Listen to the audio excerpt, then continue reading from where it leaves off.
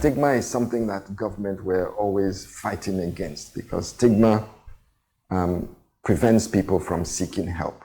Stigma, secludes people in their homes, or they hide, and as I said earlier on, the sooner we know about dementia, the less stigma associated with it, the more likely we are to bring it to our attention, and the more likely we are to prescribe the appropriate treatment to slow it down and to improve the quality of life of those that have the dementia, and more importantly, or just as important, the family members around a patient or a loved one with dementia.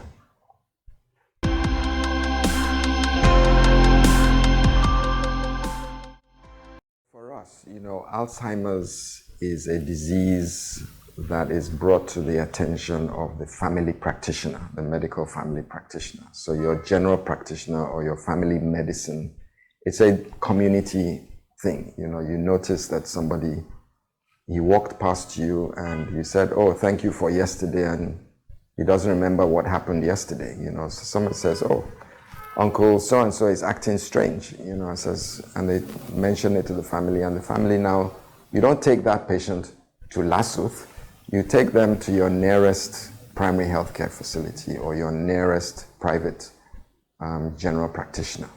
It is at that level, at the community level, that we are empowering our doctors and our allied medical professionals to recognize dementia early. So we're doing a lot of training at the primary healthcare level, which is our primary healthcare centers, which is the foundation of our healthcare ecosystem, that we recognize mental disease, of which Alzheimer's is one of them. Now, when I say mental disease, again, we must be careful that people don't stigmatize that designation. Mental disease is just anything that affects your brain or your nervous system, and so because we use mental, it doesn't mean that you are, should be stigmatized because you have a mental condition. Anybody can have a mental condition. You can have dementia, you can have depression, you can have schizophrenia, you can have anxiety panic attack, you can have insomnia. These are all mental conditions, and they require attention, they require to be picked up, and they require specialists or specialized medical attention.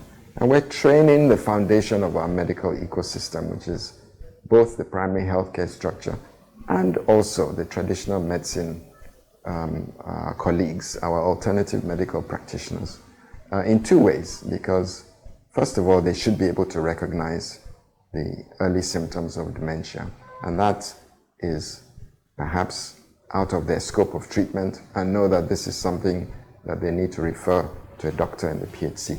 We also need to be careful that we're not giving them drugs or natural products, herbalist products, that sometimes can trigger dementia or the symptoms of dementia.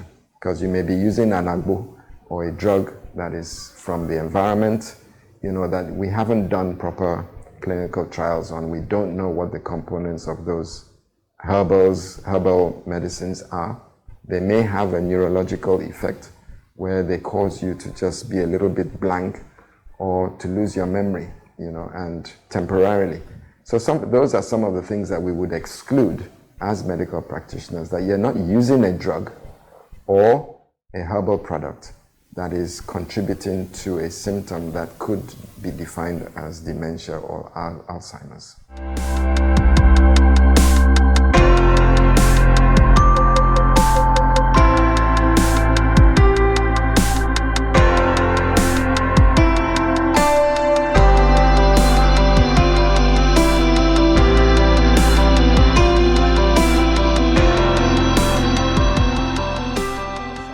Dementia is something that can be caused by a multitude of factors.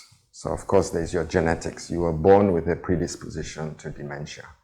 But then there are other environmental factors. You might be engaging in smoking or drinking or taking some medicinal herbs that can accelerate the process. We know the pathophysiology of Alzheimer's and dementia, where the brain starts to deposit some abnormal biological materials in the pathways of our nerves. And we need to be able to slow down that process by reducing some of your lifestyle activities that may contribute to acceleration of dementia. So we would normally advise that you live a more healthy lifestyle, that you do exercise, that you don't partake in excessive consumption of alcohol, which can contribute. You don't use drugs that would accelerate dementia, that you exercise, and more importantly, that you engage in mental activity. So you either read, or you do puzzles, or you watch programs that, cause your brain computation to not slow down. When people get to the age of 65, 70, they feel they're retired. They feel that their brain is tired and they can retire their computational activity. No, it's at that age that you actually need to rev up your computational activity of your brain. You have the time now, you can start a new career, you can engage in hobbies, you can start reading, you can do puzzles, you can play chess, you can trigger your brain, you can engage with the younger people in your family, take on a sport, live a healthy lifestyle, eat a balanced diet, don't engage in lifestyle activities that will slow down your brain. On the contrary, accelerate the brain, trigger it, cause your brain to be constantly engaged. That way you slow down the process of dementia. If you don't use it, you will lose it. And that's one of the commonest causes of dementia.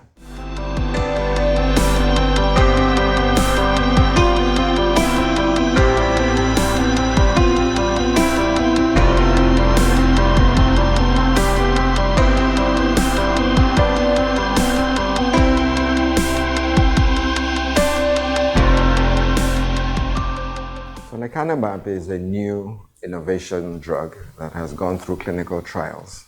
And they found that this drug, by virtue of how it works, it's a monoclonal antibody. So what is happening there, I told you that one of the causes of Alzheimer's is depositing some biological material in the brain that is not part of the brain. So it's almost like you're putting putty or sawdust inside the brain. And as this material starts to build up, it starts to squeeze the normal nerves and cause them to misfire and to malfunction. So we're looking for ways of reducing that. It's called an amyloid substance. It's not supposed to be there, but it's building up in the brain. We're looking for ways to reduce the amount of this amyloid material from building up in the brain. And this new monoclonal antibody drug that has been approved in the United States through clinical trials has shown that it does reduce this substance and improves the neurological function of the brain. Now, with every new drug, it's innovation, it's brand new. There's been a lot of research and development, clinical trials over years to bring this drug to the market. And so it will have a huge cost implication because the drug manufacturers need to recoup their capital investment in the drug. So every time we see a new effective drug hitting the market, it'll hit the market at a very high cost. And only people who are able to afford it or who have insurance will gain access to this drug. But over time, the drug will, as people patronize the use of the drug and as it's prescribed more, the original pharmaceutical company that developed the drug is able to recoup its investment, make its profits, and then the price starts to come down. It may also go past its patency. A patent is what the international patency organizations would give a drug developer a period of time where nobody else can manufacture this drug, so that you're the only person manufacturing it. You set your price, so you recoup your investment. And if you don't do that, then nobody will be getting involved in drug R&D, research and development for drug innovation, because it won't make sense economically. So the pharmaceutical market is able to protect itself by making these drugs available, but making it available initially at a very high cost, so that they can recoup their cost and develop other drugs in their pipelines. And that's just how the economy of big pharmaceutical industry works.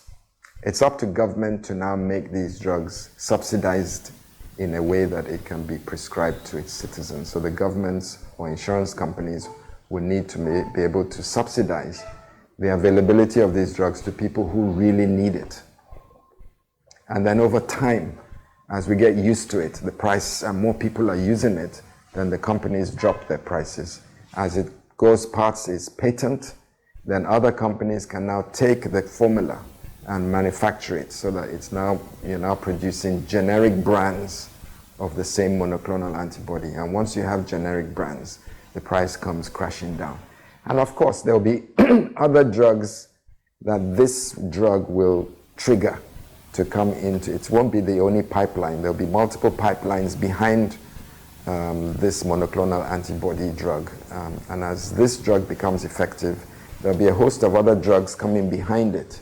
And so we will soon have an array of drugs that are available to medical practitioners to treat for dementia and Alzheimer's. But the important thing is that it's detected early and treated early, because you don't want this amyloid to build up in the brain, and you're now trying to reverse something that you could have reversed much earlier on with more clinical benefit.